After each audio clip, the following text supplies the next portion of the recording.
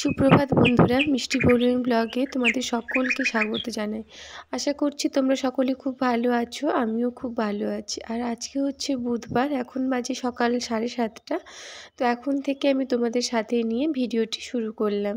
তোমাদের কাছে আমার অনুরোধ রইল ভিডিওটি সম্পূর্ণ দেখার। আশা করছি ভিডিওটি তোমাদের ভালো লাগবে। আর দেখো এখন কিন্তু আমি চলে এসেছি মামামকে স্কুলের গাড়িতে তুলে দিয়ে। আর মামামের বাবাও কিন্তু কাজে চলে গেছে। আর ঘরের সকালের সমস্ত কাজ আমার শেষ হয়ে গেছে। এখন আমি বিছানাটা সুন্দর করে গুছিয়ে নেব। আর বিছানা আসলে আমি মামামের বাবা মাম্মাম সবাই চলে গেলে, কাজে বেরিয়ে গেলে তারপরে কিন্তু আমি গুছিয়ে নিই। কারণ তখন সকালবেলাটা অনেকটা চাপের মধ্যে থাকি, তো বিছানা গুছানোর আর সময় হয় না। তো ওরা চলে গেলেই আমি বিছানাটা সুন্দর করে গুছিয়ে নিই। আর ঘরটাও সুন্দর করে গুছিয়ে নিই, নিজের মতো করে সমস্ত কিছু কাজগুলো করি বসে বসে। মামাম ঘরে থাকলে একটু অসুবিধা হয়, মামাম ঘরে নেই, এখন পড়তে গেছে, তো আমি সমস্ত কাজগুলো গুছিয়ে করে নিচ্ছি। আর বিছানা গুছানো কমপ্লিট হয়ে গেছে। আর এদিকে দেখো আমি আয়নাটাও ভালো করে কলিন দিয়ে ক্লিন করে নিচ্ছি। আর এটা তো জানো আমি প্রতিদিনই করেই থাকি, কারণ আয়না প্রতিদিন ক্লিন করলে আরও, বা ড্রেসিং টেবিল, ঘরের আসবাবপত্র সমস্ত কিছু যদি প্রতিদিন হালকা করতে ক্লিন করে নেওয়া যায় তাহলে কিন্তু ধুলো জমে না, আর পরিষ্কার পরিচ্ছন্নও থাকে, দেখতেও সুন্দর লাগে অনেকটা। তো আমি প্রতিদিন এরকম হালকা হাতেই, খুব বেশি তো নোংরা হয় না, কারণ প্রতিদিন যেহেতু মোছা হয় তাই জন্য খুব বেশি নোংরা হয় না, ওই হালকা হাতে মুছে দিলেই হয়ে যায়, খুব একটা সময়ও লাগে না।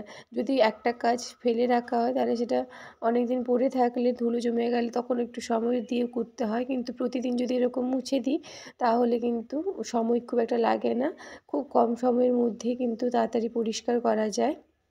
ওইদিকে দেখো আমার মা আর বাবা তো এসেছে, তোমাকে বলেছিলাম মা এখন একটু সুস্থ আছে, অনেকটাই সুস্থ আছে বলতে পারো। আর বাবা মাকে ডাক্তারও দেখিয়ে নিয়ে এসেছে, আর এখন তাই জন্য অনেকটা ভালো। আর বাবা মা এখন আমার বাড়িতেই আছে। আসলে মা তো কাজ করতে পারবে না, তাই জন্য মা আর ঘরে যায়নি, কারণ মা ঘরে গেলে, বাবা ঘরে গেলে কে রান্না করে বাবাকে খাওয়াবে? মার তো শরীরটা অতটাও ভালো না যে রান্না করে খেতে যেতে দিতে পারবে। তাই জন্য জোর করেই মা বাবাকে রেখেছি আমার ঘরে, যে থাকো কদিন, মা একটু সুস্থ হয়ে গেলে তারপরে না হলে যাবে। আর বাবাও বেশি দিন ছুটি নিয়ে আসেনি, বাবা কাজে চলে যাবেন, এখান থেকেই ভাবছি কাজে চলে যাবে, আর মা আর কিছুদিন থেকে তারপরে ঘরে যাবে। আর এখন দেখো আমার ভালো করে ড্রেসিং টেবিল, আর আর এদিকে মাম্মাম একটু গান নিয়ে বসেছিল, স্কুল থেকে চলেও এসেছে, এখন 10:30 মতন বাজে, তো স্কুল থেকে এসে এখন একটু গান আরও নিয়ে বসেছে। আর আমার এখানে সমস্ত কাজ মোটামুটি কমপ্লিট হয়ে গেছে। আর এদিকে দেখো আমি ঘরের জানলা আরও সব মুছিয়ে নিচ্ছি ভালো করে। সকালবেলায় ড্রেসিং টেবিল, আলমারি এইগুলো সব মুছেছিলাম, আর জানলা দরজা মোছার সময় হয়নি, তো বাবার জন্য আরও রুটি করতে গিয়েছিলাম, বাবা খেলেন, সবাইকে খেতে দিলাম আরও। তো আমার বাবা মা সবাইকে খেতে দিয়ে গুছিয়ে ওগুলো গুছানো হলো।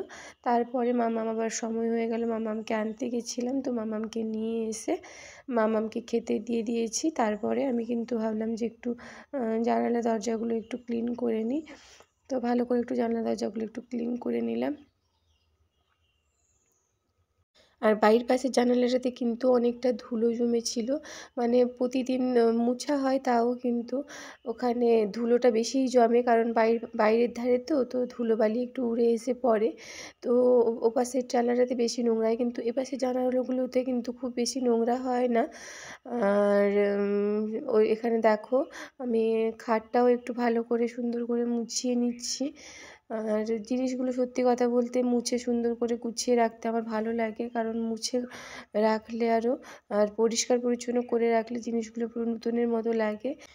আর এখন দেখো আমি মায়ের ঘরে এসেছি, মায়ের ঘরে ড্রেসিং টেবিলটা, মানে শোকেস আলমারি, তো ওইটা আমি একটু ভালো করে ক্লিন করে নিচ্ছি। মায়ের ঘরে শোকেস আলমারিতে সমস্ত কাপ প্লেট সেট ওইগুলো সব ঢোকানো হয়ে আছে। আর আমার ঘরে শোকেসটাতে তো শোকেস আলমারি নেই, ওই ড্রেসিং টেবিলে এগুলো তো রাখা যাবে না, তো মায়ের ঘরে শোকেস আলমারির ভিতরে এগুলো সব সাজানো হয়ে আছে। আর এখানে মায়ের ঘরেই টিভিটা থাকে, কারণ আমি তো খুব একটা টিভি দেখি না বা মাম্মামকে দেখতে দিইও না খুব একটা। মাম্মাম মাঝে মাঝে খুব একটা কার্টুন দেখে, নাহলে দেখে না। আর আমার ঘরে টিভি থাকলে মাম্মামের পড়াশুনোও নষ্ট হবে, তাই জন্য মায়ের ঘরে টিভিটা রেখে দিয়েছি। আর মায়ের ঘরে টিভি থাকে কারণ মা বাবা দুজনে মিলে সন্ধ্যে থেকে সিরিয়াল আরও দেখে, তো মায়ের ঘরেই টিভিটা থাকে। এখানে দেখো আমি মায়ের ঘরটাও সুন্দর করে গুছিয়ে নিয়েছি, আর তারপরে কিন্তু আমি স্নান করে চলে এসেছি। আর স্নান করে এসে আগে ঠাকুরের পুজোটা করে নেব। ঠাকুর পুজোটা না করা পর্যন্ত মন থেকে ভালো লাগে না। আর আমি তো সকালবেলা ঠাকুর পুজো না করে কিছু খেতেও পারি না, কিন্তু আজকে অনেকটা লেট হয়ে গেছে, তো অনেক কাজ ছিল ঘরে। 11টা তো বেজেই গেছে, 11টা 10-15 মতন হয়ে গেছে এখন। তো এখন আমি দেখো পুজোটা করে নিচ্ছি। আর আজকে পুজো করে নেওয়ার পরে দেখো আবার আমার ননদ এসছে, তো ওকে ওড়নাটা একটু ঠিক করে দিতে বললো, তো ওটা একটু ঠিক করে দিচ্ছি। সারাদিন সংসারে কিন্তু কাজের শেষ থাকে না, এটা নয় ওটা এরকম চলতেই থাকে। তো এখন দেখো আমার সেখানে শাশুড়ি মা আর আমার মা মিলে কিন্তু গিমাটা বেছে দিচ্ছে, রান্না হবে তাই। তো বসে বসে আমার মার শরীর এখন অনেকটা ভালো বলে মা এখন টুকটাক অল্প অল্প কাজকর্ম করতে চাই, মানে আমি বলছি যে মা করতে হবে না, তো মা জোর করেই করছে, বলছে যে বসে থাকতে ভালো লাগছে না সবসময়, তো মা করছে। আর এখন এদিকে আর মাম্মাম কিন্তু আবার একটু গান নিয়ে বসে পড়েছে। ওর যখন ইচ্ছে হয় তখন একটু একটু বসে পড়ে, 5 মিনিট মতন করে, তো আবার বন্ধ করে রেখে দেয়। ও ওর মতো করে কিন্তু গান টান আরও করে। ও যে খুব অনেকক্ষণ সময় ধরে বসে থাকতে পারে তা না, কিন্তু ওর ধৈর্য খুবই কম। তো ও একা একা বসে যায়, আবার ওর মতো করে একটু গান করে, তারপরে আবার বন্ধ করে রেখেও দেয়। ওর গানের ম্যামের পড়া থাকলে তো ওইটা মুখস্থ করতে হয়, তো ওইটা যেটুকু যখন পারে না তখন আমাকে একটু ডাকে, আর আমি বসিয়ে নতুন পড়াগুলো করিয়ে দিই, আর পুরোনো পড়াগুলো নিজে করে নেয়। আর এদিকে দেখো আমার বাবা একটু গিয়েছিলো সকালবেলায় মাছ ধরতে আমার বাবার বাড়িতে পুকুরে। তো পুকুরে মাছ ধরে নিয়ে এসেছি। একা ছিল, তো একা মাছ ধরতে তেমনভাবে পারেনি। তো মানে মামামের বাবাকে বলছিল সাথে করে একটু যেতে, তো মামার বাবার আজকে একটু কাজ ছিল, তো মামার বাবা যেতে পারেনি। আর বাবা গিয়ে একাই ধরে নিয়ে এসেছে এই মাছটা। এই মাছটা ছোটো ছোটো বড় একটা মাছ ধরেছে, এটা তেলাপিয়া। আর ছোটো ছোটো কই মাছও কয়েকটা ধরেছে, 3-4টা মতন। আর কাঁচা আম নিয়ে এসেছে, বললো কাঁচা আম দিয়ে ভালো করে টক রান্না করতে। দেখো এদিকে মা কেটে দিচ্ছে, আমি তো কাটতে পারবোই না এই মাছ। আমি তো মাছ খুব একটা কাটতে পারিও না তেমনভাবে, তো এত বড় বড় মাছ যে আমি কাটতে একদম পারবোই না। তো মা বললো হাত আরও কেটে যাবে, তো আমাকে দাও, তো মাই মাছ কেটে দিচ্ছে। আর মাছের কাঁটাগুলো এতটাই মোটা যে ওটা বটিতে তো সম্ভব হবে না কাটা, তো ওটা আমার কাতান দিয়ে কাটছে। মানে কাতান দিয়ে মাছের পাখনাগুলো কেটে দিচ্ছে, তারপরে মাছটাকে বটিতে কাটবে।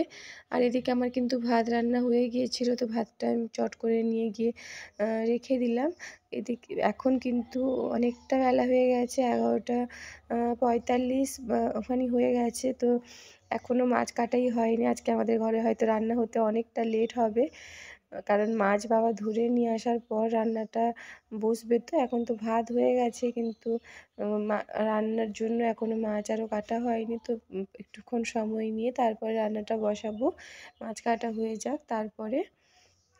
প্রতিদিনের মতো তোমাদের কাছে আমি একটি অনুরোধ করব, যদি ভিডিওটি ভালো লেগে থাকে তো প্লিজ সবাই আমার সাবস্ক্রাইব করে দিও চ্যানেলটিকে, আর আমার পাশে থেকো।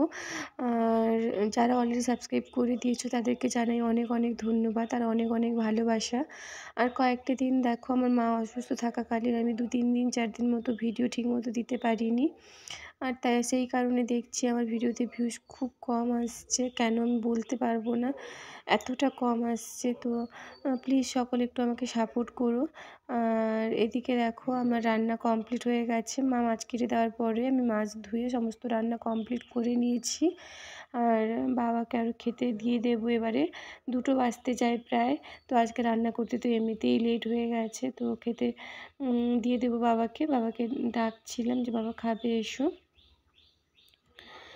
আর এদিকে দেখো, আর বাবার জন্য খেতে বেড়েও ফেলেছি। তো বাবা আসলে বাইরে থাকে, তো বাবা খুব একটা শাক ভাজা, বাটন ভাজা এগুলো সব খেতে পারে না। এমনি মাছ মাংস খেতে পায়, কিন্তু এমনি একটু এই দেশে যে শাক সবজি ওইগুলো পাওয়া যায়, তো ওইগুলো ঠিকমতো পায় না। তো আমি দেখো বাবার জন্য কুলেখাড়া শাকের বাটা করেছিলাম, আর মধুরঙ্গা শাকের বাটা করেছিলাম, বাবা যেগুলো খেতে খুব ভালোবাসে। আর কলমি শাকের ভাজা করেছিলাম সকালবেলা, তো ওটাও দিলাম। আর চিংড়ি মাছ দিয়ে বাটন ভাজা করেছি। বাবার হচ্ছে প্রিয় খুব চিংড়ি মাছের বাটন ভাজাটা। তো বাবাকে সাজিয়ে গুছিয়ে খেতে দিয়ে দিচ্ছি। আর বাবার জন্য মাছের ঝোলও হয়েছে আর মাছের টকও হয়েছে, দুটোই করেছি। আর বাবা হয়তো খুব বেশি দিন থাকতে পারবে না, 2-3 দিনের ভেতরেই হয়তো চলে যাবে। বাবাকে বলছিলাম যে কয়েকটা দিন আর থাকতে, বাবা থাকবে না। আর এদিকে দেখো মাছের ঝোল আর মাছের টকটা পরে দেব, তো বাবাকে খেতে দিয়ে দিয়েছি। আর মাছ ভাজা দিয়েছিলাম, বাবা খাবে না বললো এত মাছ, তো বাবা খেতে বসেছে। আর এদিকে দেখো মামামও বললো তার দাদুনকে যেমন সাজিয়ে দিয়েছি, তো তাকেও সেরকমভাবে সাজিয়ে গুছিয়ে দিই। তো সমস্ত কিছু অল্প অল্প পরিমাণে দিয়েছি। আজকের ব্লগটা এই পর্যন্ত, এখনকার মতো টাটা।